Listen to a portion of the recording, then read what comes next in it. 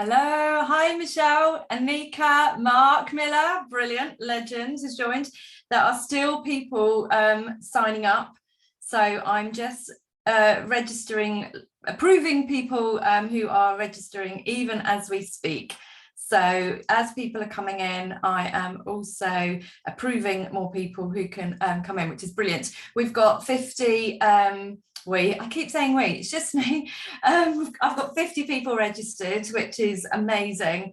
And so as people are coming in, so I've got 10 in already. I know not everybody will be able to join. I always send the replay back afterwards. So you will get the replay afterwards, and anybody that couldn't come, or if you lose connection, or if you have to drop off, fall asleep, whatever reason, you'll get the replay back afterwards so that you can rewatch afterwards. So more people are coming in. Rachel Gard, hello, lovely. Carlo has been messaging me. He looks after lovely venues in Ireland, yes, we will connect soon, so thank you so much. Abby from Hyatt is here, global event manager from Hyatt, soon to have her baby in August. Thank you for joining this. I'm sure you're much too busy at the moment trying to wrap things up, so thank you for that. Dawn from Swift Venues as well, we're here. Hello, lovely. So some people that have known me for a long time have come in here as well. Some, if you want to say hello, brilliant. Julia from Down Hall, who's just said in the chat. I'm just going to move the chat over here as well. So while people are still coming in, we've got 16 odd now. It's 9:32, so I will get started. And brilliant people that have been on this before are joining in the chat and saying hello, hello, hello. Feel free to say where you're from, and I will start in a second. I'm just going to check, refresh one more time, because people are just literally signing up, trying to register. There is one more that's just registering now, and then that will be it. Brilliant, thank you. So hopefully that's more people coming in. So let me share the screen and we will start. Please let me know. Sure, can you see the screen? Let me move the chat now. Here we go. Can you see this? I've now lost. There we go. There's my chat. Yep. Thank you, Mark. Michelle, we can. Thank you. Right. So I've got chat in the corner. You can see my Park Lane events. We have got less than half an hour to get through quite a lot of things. And so let's just kick straight off. Obviously, you know who I am, Lindsay Taylor from Park Lane Events. I am a venue finder. I love networking in the industry, and thank you so much for registering for this, whether you're watching live now. Brilliant. And if you're watching on replay, hello to you whenever you're watching this as well. So this is all about conference and events and the trends that are happening at the moment. We are now halfway through our first post-COVID year since the restrictions have been lifted. We are 6 months in, and brilliant, thank you. Sorry, we've got afternoon tea waiting for me at the Dilly. Thank you so much. They've been brilliant actually with some stuff I've been trying to organise.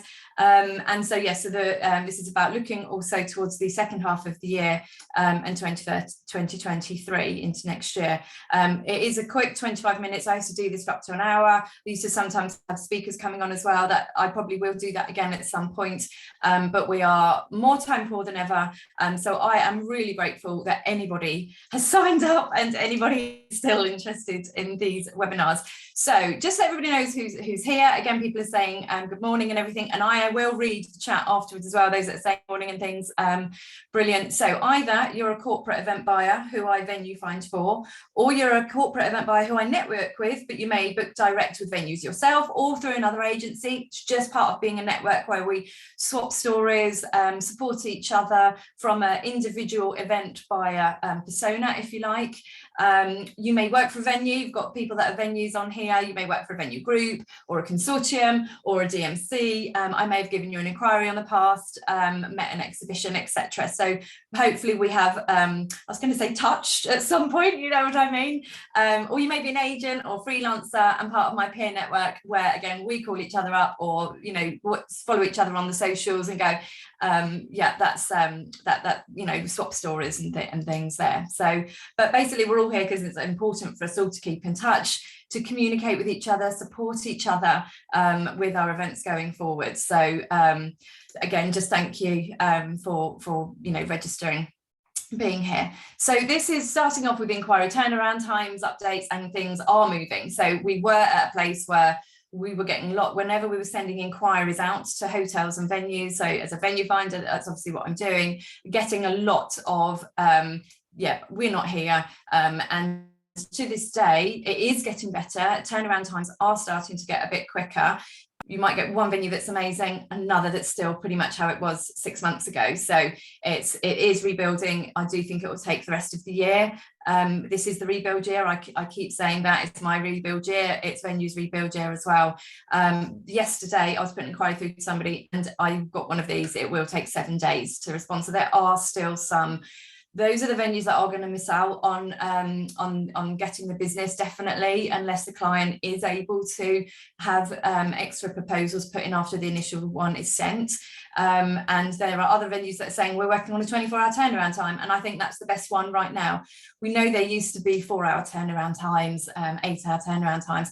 I think the 24-hour turnaround time is more relevant right now, and if we can all aim for that, that's definitely an ideal. There are some issues that we're still having with venues, phones ringing out, so trying to phone to get availability. I've had an instance where people have left the company. I'm sending them an inquiry, but an out of office hasn't appeared when they've actually left. So I was talking to somebody the other day and said, just to let you know, so they're going to now impact, they're going to put that on, they're going to change that, so that then there would have obviously been a lot of inquiries that would have been lost in that time, and updates. You know, I was releasing space and obviously they wouldn't know. And with some venues, because they're so busy, because they're so short staffed, and I was reading this morning, in our industry, 1 in 10 posts are still not filled. And I would say that's more that are not filled in a lot of the admin and office side of this, because of that, and because people are time poor, briefs are not always being read fully, replies are then obviously not complete, so that does take a bit longer for turning around proposals. So although this is still a little bit doom and gloom, it is getting better, but we are all in this situation still. So if you are finding that things are taking longer still, we can't be too impatient. It is about, we've still got to ride this through, and it's just knowing which ones are the better ones at getting back to us. So we also know, with what the biggest change has been, when you used to inquire with a venue, you perhaps ask them to hold space, perhaps for a week, 2 weeks, while you're getting the decisions back. So you've got the first option, you'd hold space, you were first in line, and had first refusal of that space. So if somebody else came in and had an inquiry, you were asked to perhaps contract within 24, 48 hours, or within a week, or whatever that hotel wanted to have as their timeline. Then there was the second option, where you would be, well, I know there's someone in front of me holding this space, but if I wanted that space and if I was going to contract, then I would say to the hotel, I want a contract, can you push your first option for the decision? Again, give them 24, 48 hours to make that decision. So they either contract or they release the space, in which case the second option then gets the space. Happy days. It was quite, it was workable, wasn't always ideal, but it was workable. Now there's the shared first option, which used to be done by certain venues at Christmas time, especially in London. And that was pretty much what everybody started back with. So all venues, a lot of venues were starting to use this, which was fine in the first instance while people were making their decisions, and some venues are now going back to the original, yes, we will hold space for you for your first option, or perhaps we'll put it on second option. So that is part of the rebuild that is changing. Less and less venues are doing the shared first option, certainly by the end of the year. Hopefully by September that won't be a thing anymore, unless it's obviously Christmas time, because that is a bit of a bun fight there for space. So the main thing is, the problem is then if you do have 24, 48 hours to make a decision, if you are holding that space, then you've got, you need to be able to do site visits. You still might need further details. You need to have the decisions internally for to make those decisions, discussions internally to make those decisions. So you haven't got 24, 48 hours, you still need a week. So this is where it's really difficult with the shared first option, and where it doesn't work, and then where space is being released and by the venue or by the client, and really the client might have wanted to have gone back to that venue anyway, but they just weren't given enough time because another person wanted to come in and contract that space. So it's been really difficult. There have been some interesting situations. I actually turned it on its head at one point. I was chasing a contract from a venue. The client wanted to contract. They were so busy they weren't getting it to me, and I wasn't getting replies from them. So I actually turned it into a first to contract gets the business, which isn't something I would normally do. I don't advise doing it, but I did keep the first venue updated and said, if I need to get this contract, otherwise we do need to go to somebody else. And so the second venue happened to come in to play and said, is there anything more we can do to help with your booking? I said, to be honest, I've been waiting 2 days for a contract. If you can get a contract to me before they do, then that business is yours. But if they do get it to me, that business is still there. And it was because the event was due to take place in the next week or 10 days. It was very close, so we all needed to sort of move on. So that's where the shared first option doesn't always work.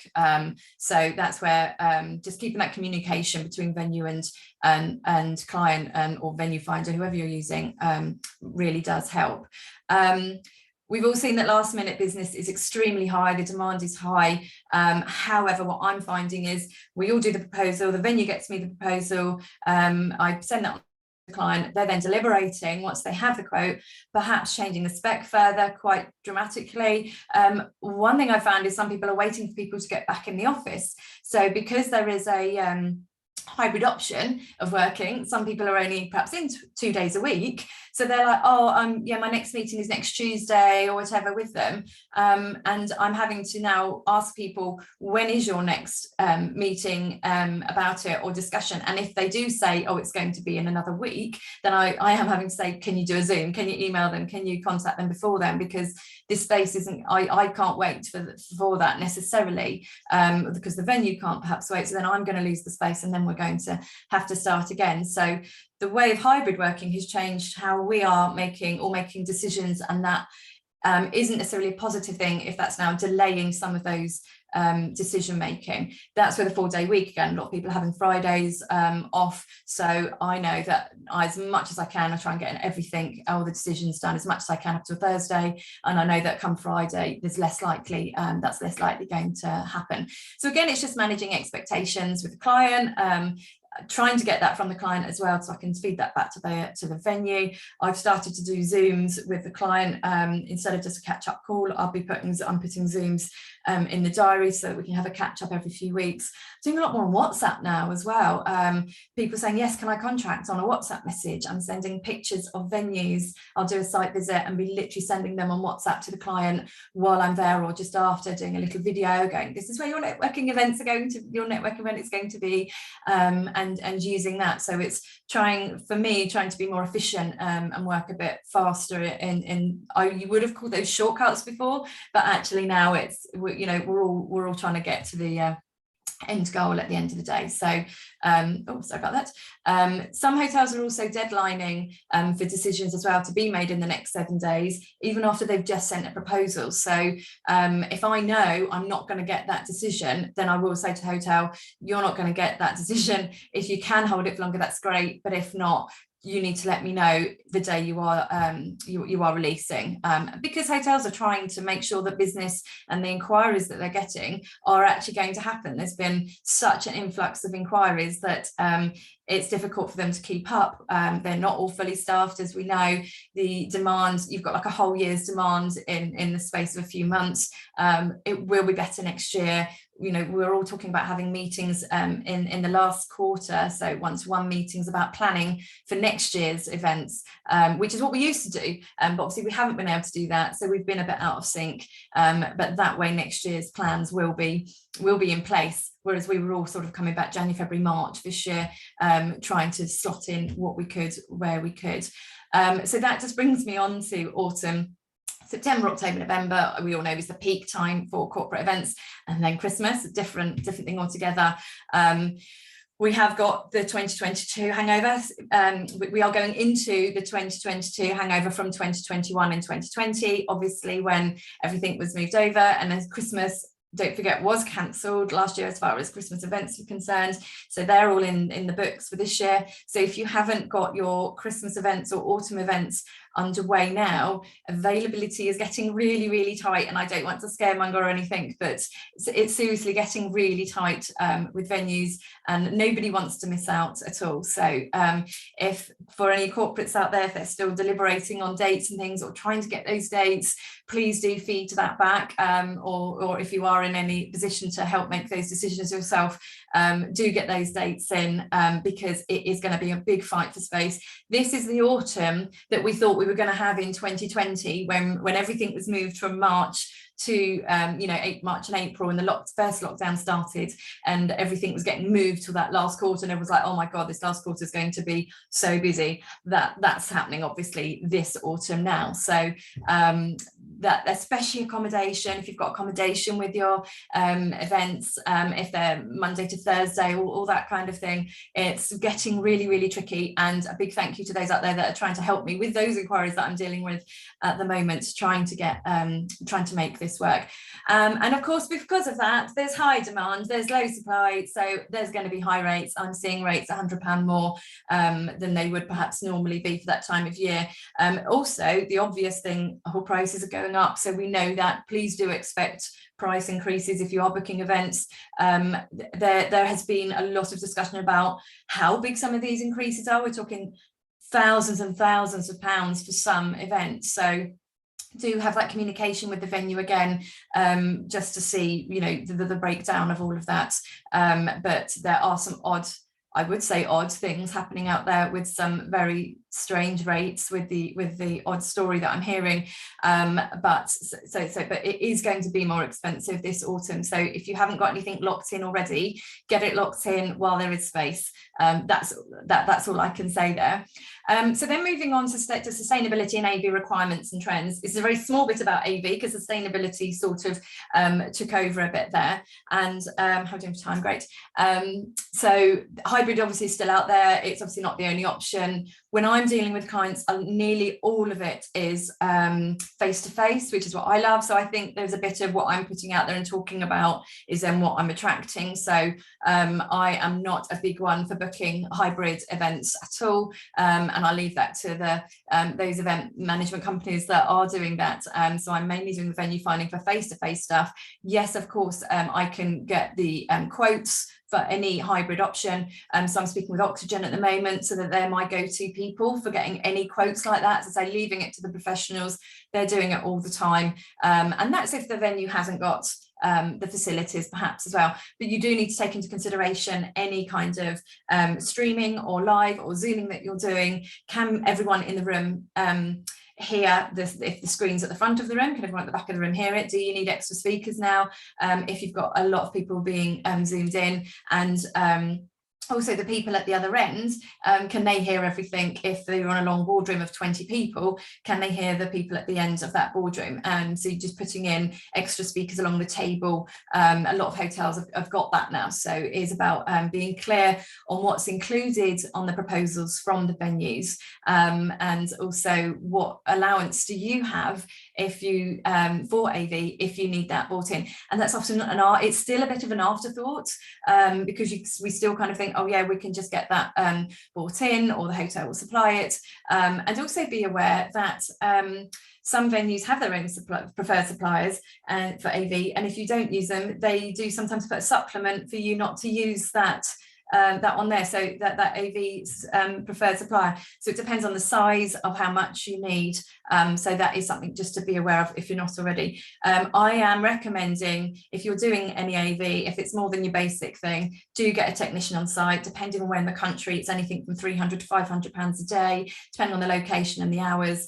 But at least then, anything that happens, you've got that technician on site, because a lot of people are still a bit short-staffed. It might be their first or second event again. So even if you just use that technician on your first event, I'm not a technician, I don't have a bank of technicians, this is just my advice going on what we're all sort of talking about at the moment.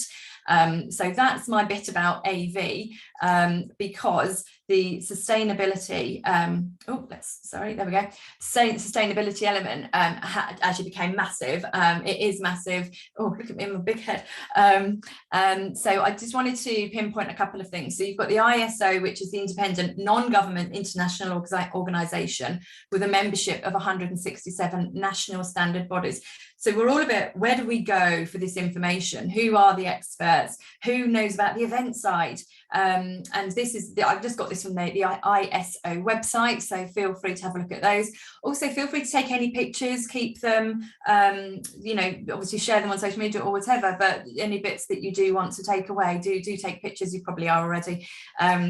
But also they do have a bit specifically about events. You know, they are aware that they take a heavy toll on resources, society and environment. There is significant waste. We know that we buy a lot of things for the first time, and for an event, perhaps it doesn't get used. And we're all thinking about, how can it be reused, donated? How can we reduce it? Do we really need that? So that's just one body, for example. And I want to just mention the Sustainable Events Show, which is on the 25th of November at the Barbican. So I went last year in October. It was the first sustainability show.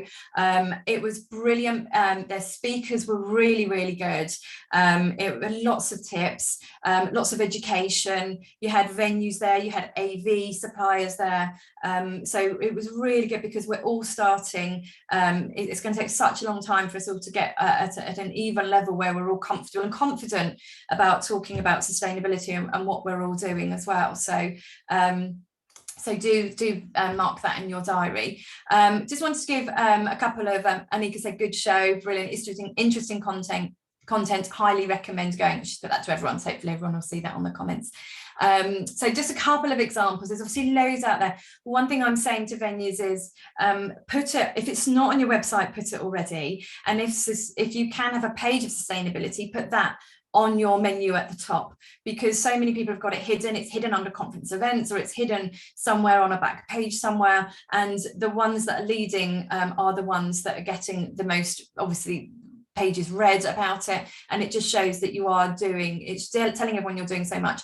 When I won't go to exhibitions and I ask venues, what you're doing for sustainability, and they tell me all this stuff, and people don't think they're doing very much, but the fact that you're doing something is more than a lot of other people are doing. So you really need to shout about it on your social media, because people like me are trying to find it for clients. I've got some clients, the two main priorities are budget and sustainability for their venues. So if anything that I can then send them, it just shows them, I know what I'm talking about, I've done my research, but the venue obviously that they're going to is broadcasting it everywhere. So that's the one thing for any venues watching, if they can put that on. And the difficulty is, and there'll be a few nods now about to happen, is it's a marketing thing. There's not enough people perhaps in marketing. It is a time consuming thing. Where do you start? There's so much information. But again, just perhaps take a look at some of these websites. So you've got Why Boston Lakes in Bedfordshire. They have this 0% landfill 100% of the time. I love their Room to Grow. So they've got their own little mottos and things. They plant a tree every time someone chooses not to have their room cleaned. That's great. They've got grounds, but you could do that if you haven't got grounds, you're a city venue, you could do that in collaboration, we love that word at the moment, with you know, somewhere that has got grounds, somewhere that has got land. I particularly like the idea, if there are any schools that have got grounds, you could be planting a tree in local schools that have got grounds. So there's ways of getting around it, but I appreciate that's another logistical thing. We're actually just still rebuilding and getting the business back. So that, I know, is the difficulty here.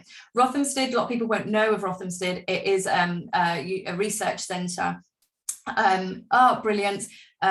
Mark's, yeah, thank you. That's given me a 5-minute warning, actually. So yeah, Rothamsted's a good one. And then with the city properties, things like Great Scotland Yard, for example, just even the detail is in their little bins in their bedrooms. You've got a split in the bin, half of it's for recycling, half of it's for regular rubbish. So it's one of the first venues I've seen you can actually try and recycle your own rubbish. So loads of things there as well. How you can make a difference, you've got your supply chain, you can try and reduce your own personal footprint.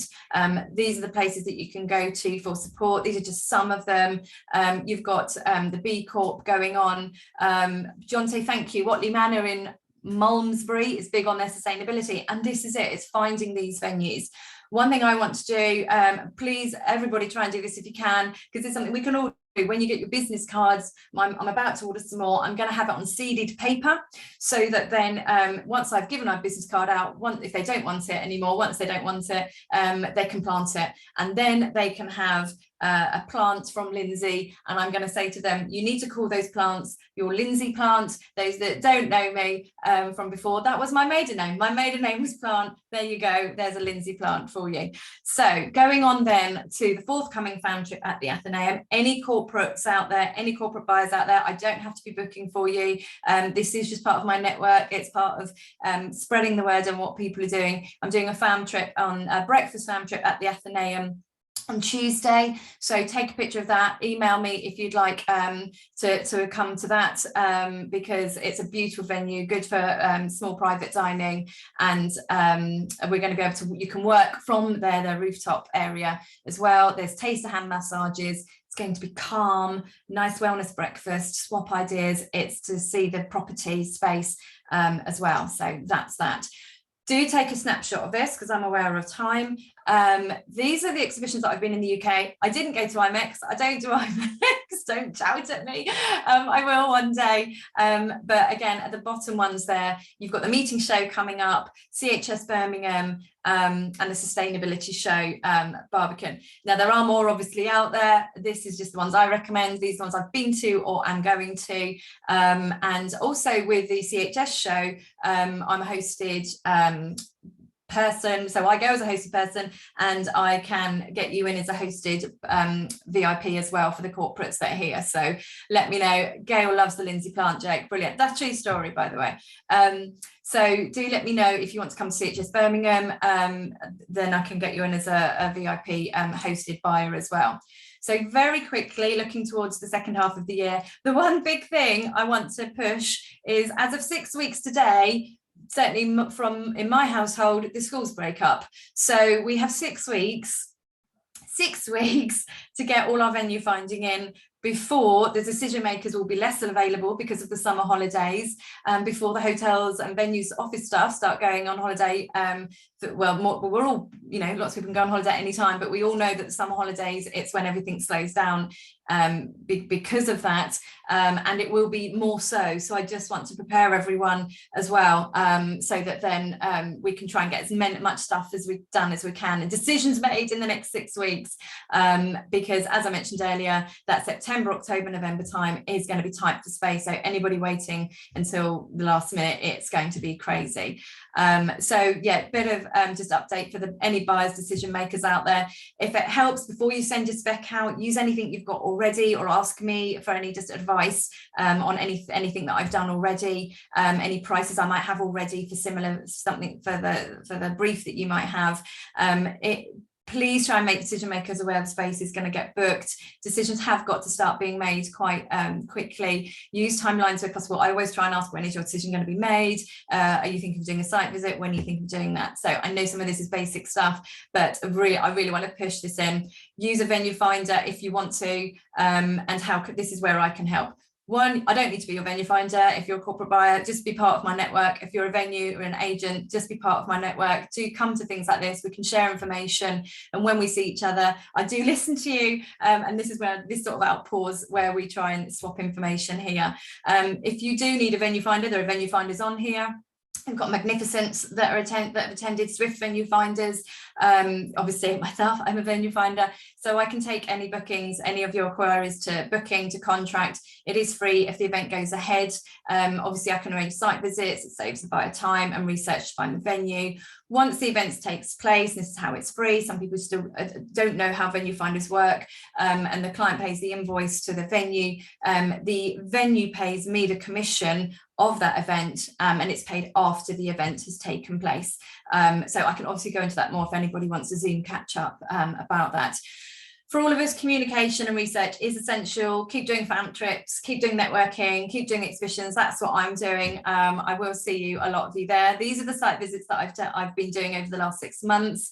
The networking that I've done, a big shout out to Eventpros Live, to the corporate networking. If you're not a member, try and become a member if you can, for the corporate event buyers. I know there's hotels out here that have hosted events for them. And again, it's a great collaboration of people there.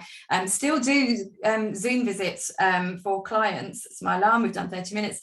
Still do Zoom site visits for clients. That still works for any venues that are having difficulty getting clients in, and vice versa. I did that, it contracted, and this is back in March. It does work, so please do continue with that. Pride of Britain Hotels got Jun22 on here as well, great one to belong to, and catch up with their Zooms and their fan trips as well. So there we go, I've managed it in half an hour. Has anybody got any questions at all? Mark mentioned earlier he's guessing one of the root problems is staffing levels at venues. Absolutely, that's still the case.